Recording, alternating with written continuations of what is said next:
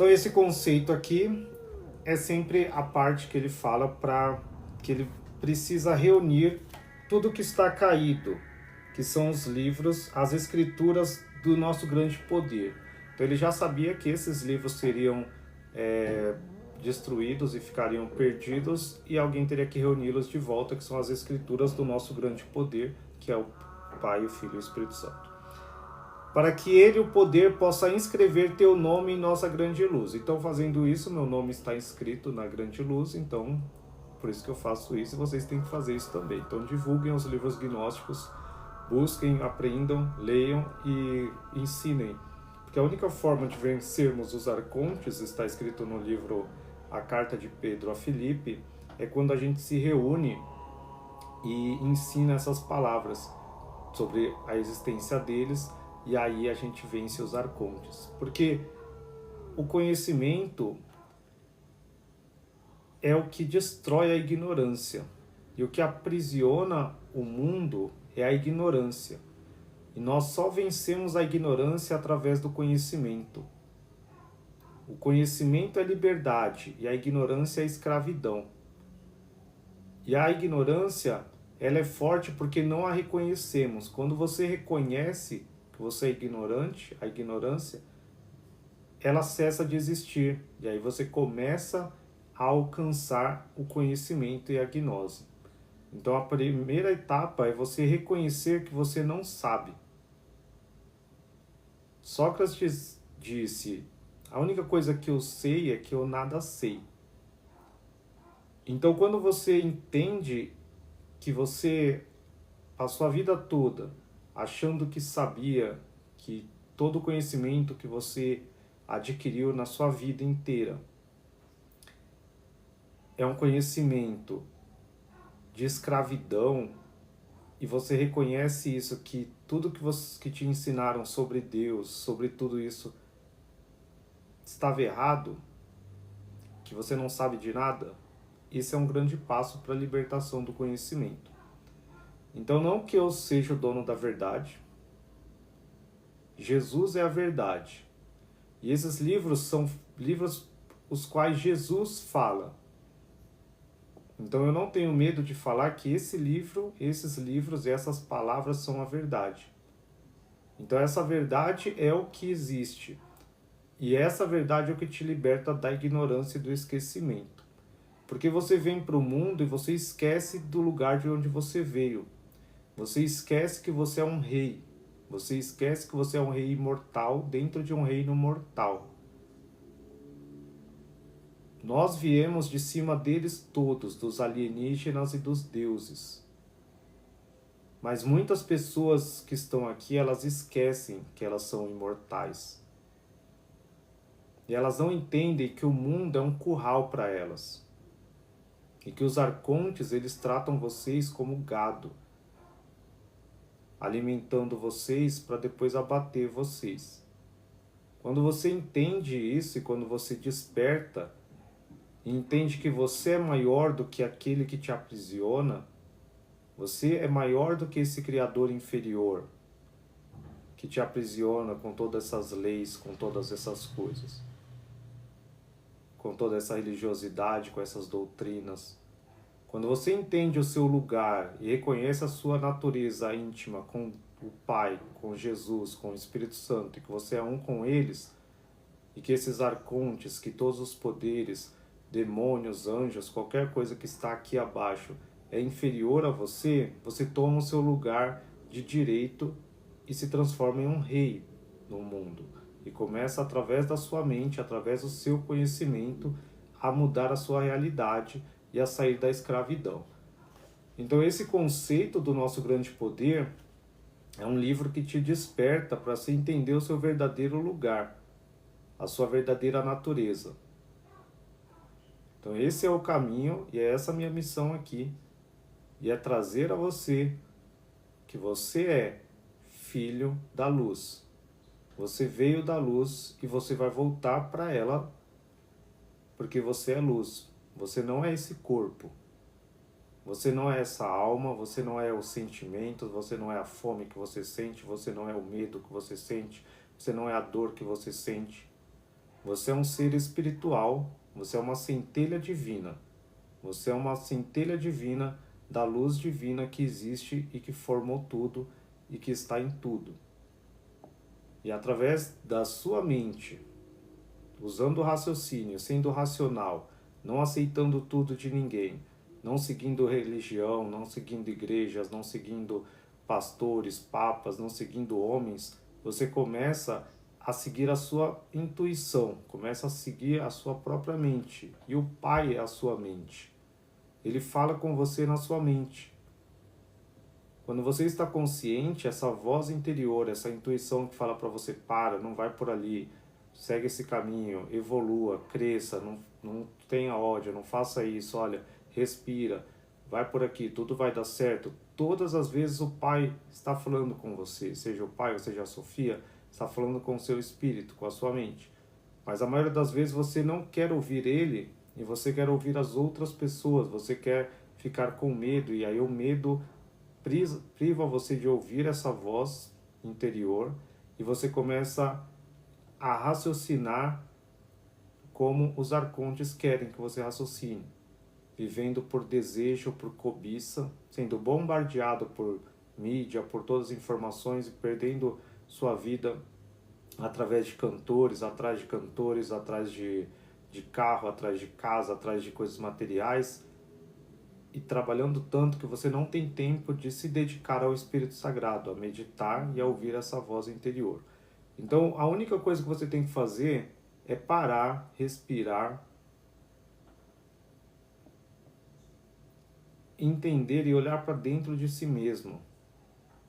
Você já olhou para dentro de si mesmo hoje?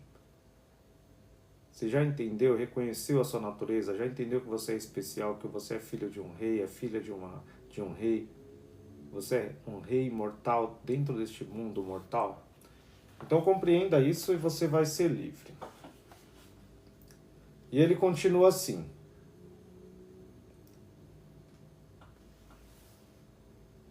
Mas você me verá e preparará sua morada em nosso grande poder.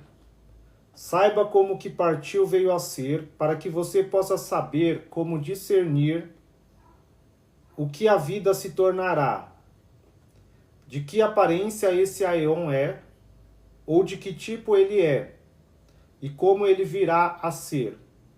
Por que você não pergunta que tipo você vai se tornar, ou como você veio a ser? Quando ele fala, saiba o que partiu veio a ser, é saber quem que partiu. Foi Jesus. Jesus, ele veio, ele morreu, o corpo dele morreu, ele não, o corpo que ele estava morreu, e ele ressuscitou, apareceu aos discípulos como Jesus vivo. E aí depois ele voltou a subir para o Pai, por isso que fala que ele partiu. E aí quem fica aqui é a Sofia, o Espírito Santo, mas Jesus, ele é um com tudo, então ele também continua aqui. Mas você tem que entender, saiba como que partiu veio a ser, que é esse entendimento. Porque as pessoas colocam na cabeça que Jesus, ele ascendeu e ele está lá à direita do Pai. E aí você pensa que ele está longe.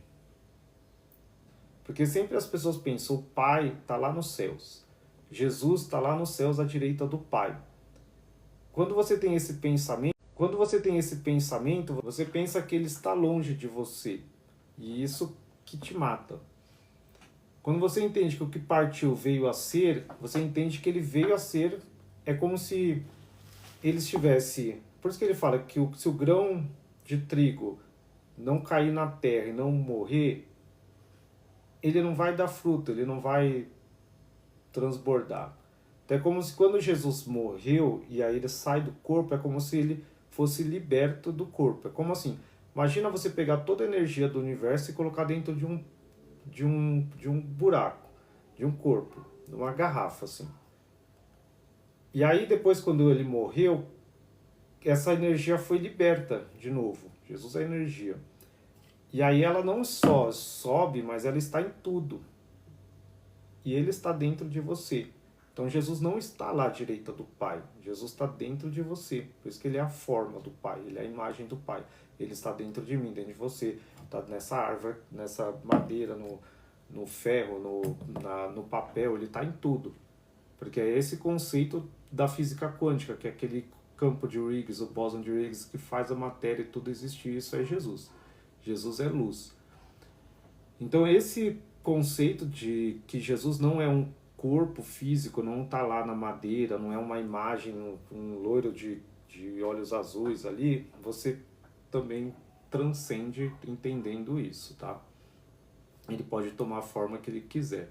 Tanto que no livro de Enoque, nos livros dos Segredos de Enoque, no livro Ascensão de Isaías e alguns outros livros, ele fala que quando Jesus, mesmo quando ele desceu, cada céu que ele desceu antes de chegar na terra, ele se transformava na forma do anjo correspondente ao céu. Então ele passava e depois ele, quando subiu também, ele foi se transformando. Quando ele subiu, ele já nem se transformou, ele já foi como luz, e aí eles reconheceram a grandeza dele. Mas para descer, ele tinha que mostrar para cada anjo como ele era. Então ele apareceu para nós, que era a nossa forma de ver ele, para poder entender e para ele mostrar como um ser iluminado pode viver nesse mundo aqui, que é o que você tem que fazer, andar como ele andou.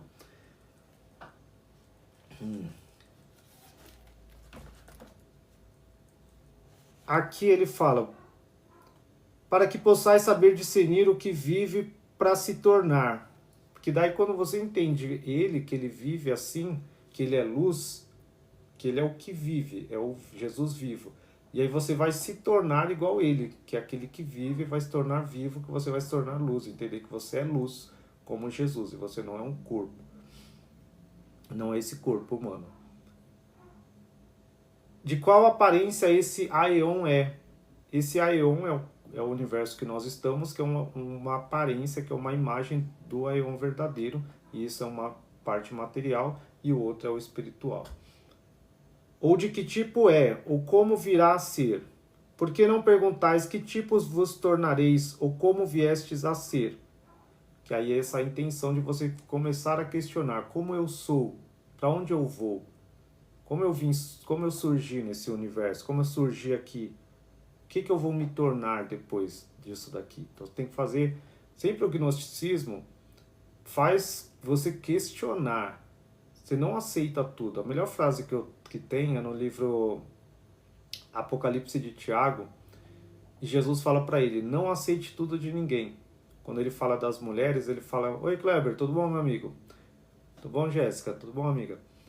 Ele fala para Tiago das mulheres, ele fala, olha, Tiago pergunta, e as 7 mulheres que vieram contigo? Ele, elas são arcontes, que elas vieram juntamente comigo na minha descida. E aí Jesus fala para ele, mas não se preocupe com essas mulheres. Não aceite tudo de ninguém, pois é você que se tornará um professor honrado. E eu vou fazer com que elas venham e saibam que eu estou com você. Boa noite, meu amigo. Então, esse não aceite tudo de ninguém é como eu li esses dias do Evangelho de João, também no livro de João que está na Bíblia, que ele fala, eu não escrevo para vocês porque vocês não sabem, mas a unção que está em vocês ensina todas as coisas a vocês. Eu só falo para lembrar vocês o que ela já ensinou para vocês. Então aqui eu não falo para as pessoas que não sabem, eu falo para vocês porque vocês já sabem que a unção ensina a vocês e eu só estou lembrando vocês do que a unção ensina. Então esse livro, e o gnosticismo traz sempre você questionar, você tem que dentro de você ler, perguntar e raciocinar. Fala, para onde eu vim? Ah, se Deus é nada, por que é o nada? Deus é vazio? Tem hora que eu estou à noite, quando eu acordo sempre de madrugada, 3 horas da manhã, 4 horas da manhã, para fazer vídeo, fazer live, live não, mas vídeo, você começa a falar com Deus. E aí eu começo se eu tô pensando muita coisa sem sentido assim, né, tipo, às vezes o pensamento não tá um só. E aí eu volto, e aí eu começo a respirar, é bem assim que eu faço. Aí eu respiro assim, faço Jesus. Tipo, eu repito Jesus na minha respiração, entende? Eu faço assim, Jesus, Jesus. Tipo, respirando em Jesus.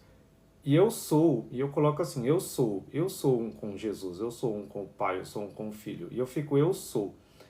E aí eu paro no eu, porque o ego é o eu, na minha mente, eu medito assim. E aí depois eu penso, eu sou, mas aí eu não falo mais o eu, aí eu falo sou. porque eu sei que eu sou um com o Pai. Mas aí depois eu entendo que eu não sou um com o Pai, que o Pai não é também. Porque não existe, é o vazio.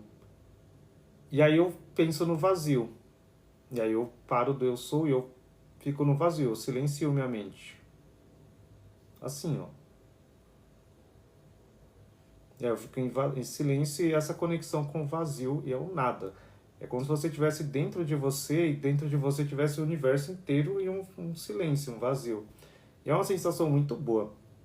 Principalmente quando você está de madrugada assim e perde o sono. Então esse é o conceito do poder, de você reconhecer a sua natureza com o divino. Não é que você é maior que alguém ou você é um super-herói, que você vai ter poderes, essas coisas, não.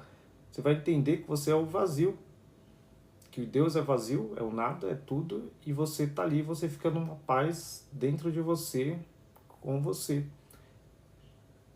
E é muito bom isso. Não dá para explicar, mas façam isso.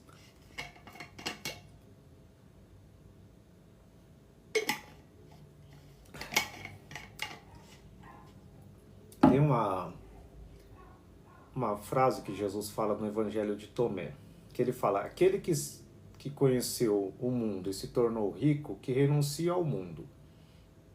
Isso é muito interessante, porque na Bíblia fala, os ricos não entraram no reino de Deus e tal, essas coisas ele fala, mas não é esse conceito, é o conceito do apego. Quando você começa a buscar a Deus, você começa a buscar Ele às vezes pelo motivo errado.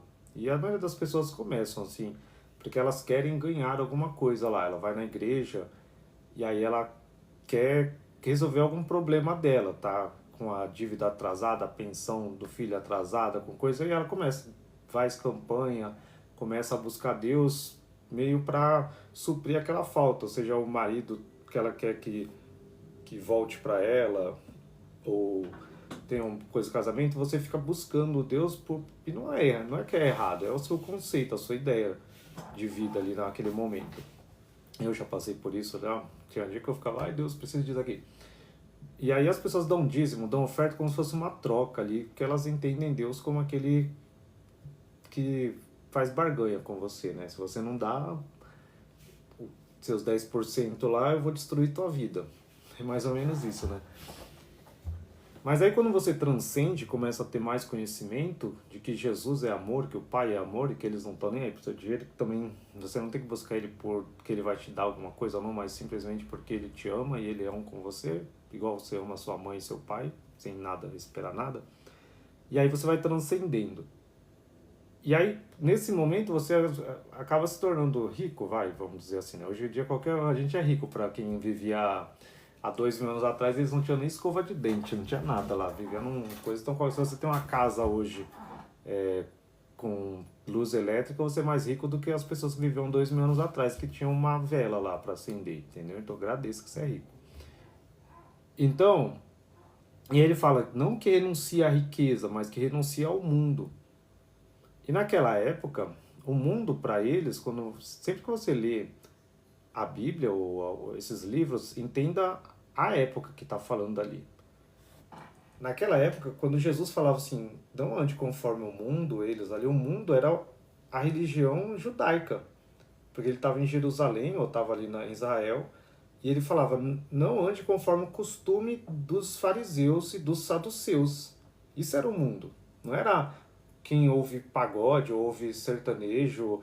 Isso não era o mundo para eles lá. Tanto que os judeus hoje lá, os israelenses, eles têm muitas festas lá. Eles têm aquelas festas deles lá. E Jesus participava das festas. Subia lá na festa, descia na festa. Mas o que era o mundo deles é tudo que eles faziam seguindo os arcontes. Mesmo que você esteja achando que está ali, mas seguindo uma lei que está te aprisionando, e você está ali num mosteiro ali, falando, estou me separando do mundo, e vou ficar dentro de uma montanha, dentro de uma casa. Você está seguindo uma regra que está te aprisionando e está te impedindo de amar as pessoas. Porque se você não está convivendo com as pessoas, você não está amando. E se você não está amando, você não está cumprindo o mandamento de Jesus, o único mandamento de Jesus. Porque você está sendo egoísta, está achando que você alcançou a iluminação, a sabedoria e tem que ficar ali sozinho e não se contaminar porque os outros são impuros e você é o único santo. Isso também é arrogância, orgulho.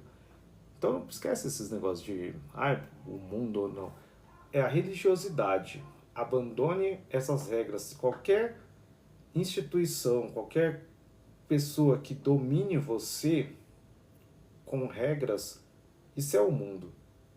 Não é só a igreja, o templo, às vezes é um partido político, às vezes é qualquer coisa que te direciona, uma ideologia que te direciona a andar manipulado, isso daí é o mundo.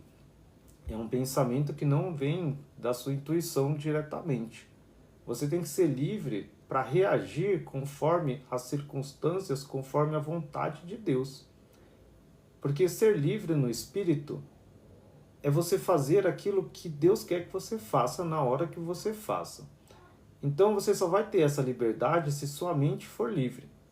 Não estiver presa a conceitos mundanos, que a gente fala do mundo que não é espiritual, não é do Pai. Então o Espírito Santo quer que você haja de uma forma, mas aí você não. Eu sou do partido tal, eu tenho que agir conforme o partido fala. Eu sou da igreja tal, eu tenho que agir. Às vezes Deus quer que você converse com uma pessoa X. Aí você é testemunho de Jeová. Aí você fala, não, porque eu sou testemunho de Jeová, eu não posso falar com a pessoa. Deus, o Espírito Santo quer que você vá lá no Natal, lá, falar com alguém lá.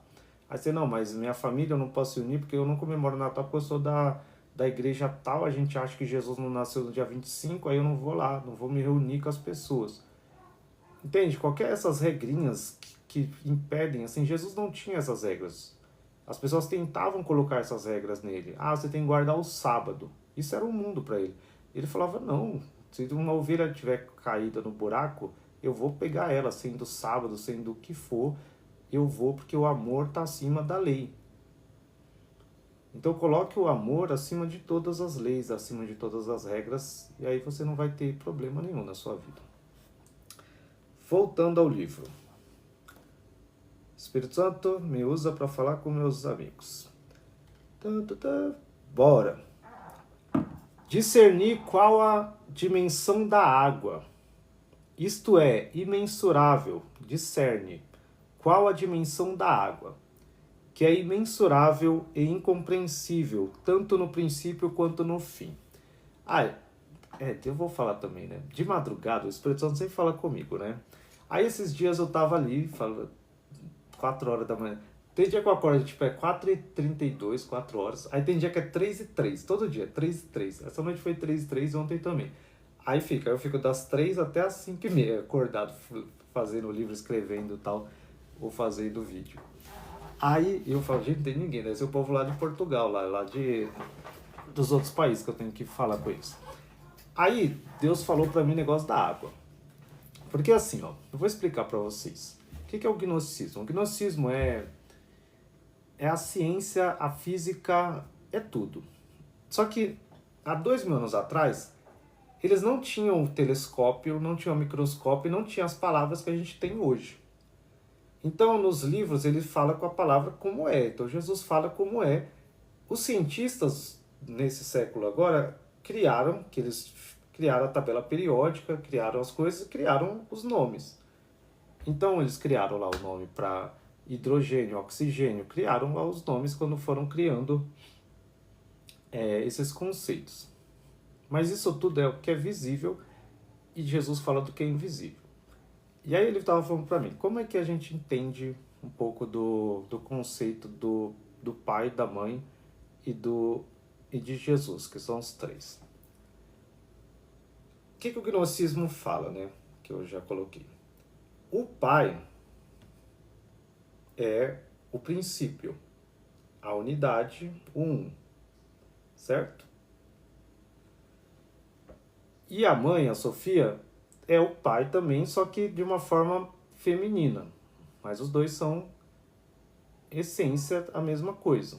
Só que um é masculino, outro é feminino, ela é como se fosse o pensamento do pai. A gente tem o elemento que forma tudo, o primordial de tudo do universo, é o hidrogênio. Quem já estudou química orgânica, química, entende e compreende. E o hidrogênio é o que faz com que as estrelas brilhem. Então, existe uma questão de uma pressão lá no meio do Sol, o hidrogênio entra numa pressão tão grande que ele vai ter uma explosão de uma radiação e vai liberar energia na forma de hélio, e aí por isso que a gente vê esses negócios brilhando. Mas é o hidrogênio.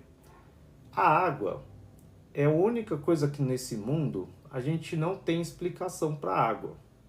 Por isso que falam, até postei um vídeo um ano atrás, sei lá, que fala que a água é algo alienígena, que veio de outra galáxia, de outro lugar para cá, porque não tem explicação para esse conceito. Como é que foi criado, como é que é, porque ela virar gelo, vapor, coisa, ela é uma coisa inexplicável, não é como ouro, como pedra, como nada. E o que é a água? A água é H2O. Então é duas partículas de hidrogênio e uma de oxigênio. E pronto. Então, quando a gente tem esse conceito, você entende, por isso que Jesus fala, eu sou a água da vida. Você bebe e não vai ter sede. Aqui ele fala, é água. E a água é a junção de duas coisas, que é o Pai, em dois, e o oxigênio, e se transforma isso em água. Então, é o Pai, a Mãe, e o Filho é o oxigênio. E o que é o oxigênio? É o que está na água, que está na vida, que dá vida para todos. E esse é o nosso conceito. Então é como se fosse, por isso que ele fala que está dentro de nós e está também fora de nós, que é o ar, que é o oxigênio, é o Espírito Santo. Mas na época eles não tinham esses nomes. Então eles tinham que falar a mônada, a único, o que existe não existe. Ele não podia falar, tem um átomo que é o elétron que existe e uma hora não existe. Então ele falava, aquilo que existe não existe, a existência da não existência, é o um. Mas eles não tinham esse conceito para falar, olha, é hidrogênio, é coisa tal. Mas também não são os nomes, esses são nomes que nós demos. Mas é o conceito do que forma o universo visível para a gente ver o invisível. Porque tudo nesse universo visível é uma cópia do que está invisível. Os arcontes fizeram esse abaixo do sétimo céu uma cópia, porque a Sofia foi falando para eles como era acima do oitavo céu. E aí isso tudo é uma cópia. Mas é algo muito superior a isso, tá? Oi, Luciana, tudo bom, minha amiga? Então esse é mais fácil de entender esse conceito. Depois eu vou postar de novo, vocês verem. Tem um texto que eu escrevi, e aí fala nesse conceito, comparando como é a Sofia com o Pai, como o hidrogênio e o oxigênio, e Jesus é a água, que é a junção do hidrogênio com o oxigênio, e aí forma o que dá vida a tudo, que é a água. A gente só está vivo aqui por causa da água, e nós somos 70% de água. E aí esse conceito aí é o que o gnosticismo explica nos livros, mas de outra forma, há 2000 anos atrás. Bora, vamos voltar. Por isso que ele fala, discernir qual a dimensão da água. Então, nesse conceito é o que ele explicou para mim, que é você entender qual que é a dimensão, do que é formada a água. E aí você consegue